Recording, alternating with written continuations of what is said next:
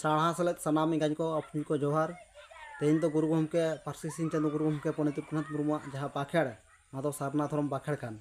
मेने तबना गुरु गमके ओला रोड़ा को प्रचार वेस्ट बेंगल खना इं उपरूम सुशील मुर्मू मा लैद तबना सोहराय गोड़ा बंगा जोके तो सारना धरम पतब के बाखेड़ जोहार गोसाई गोड़ा बंगा सोहराय नुतुमते दाड़ेले एमाम कान चालाम कान सुखते समारते आतंका तेलाका आम देन दो ओड़ारे गोड़ारे रोगा बिगिना को आलम बोलो ओचो सड़ो ओचोया हिस्के हुलस आलम लगा ओचो बचा ओचोया मिहु एंगा मेरम एंगा नापाय को तहें को मा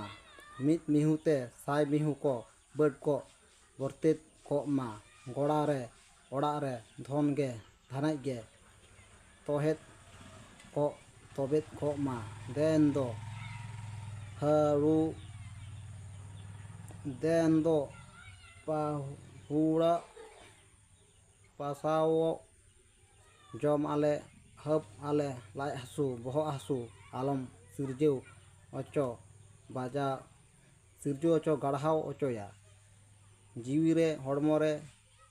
हलस गे रस्के गे हेसेज का सेकेज का आम जोहार बुंगा को तो माराम बुरु बुंगा को तो गोड़ा बुंगा माराम बुरु आर हापड़ाम को गोड़ा बुंगा नुतुम दो परिस परिस भेगार गया डैश डैश नोड़ा मेना आकाद ठेन दो नुतुम तोरा मा सारना धरम हितले माराम बुरु हिरिले पार्सी सिंह चांदो गुरु गमके पंडित रघुनाथ मुर्मू हितले मा देश रे दिसुम रे जेंगेत रे सारा पुसना को मा गिन प्रचार प्रसार मा जोहार।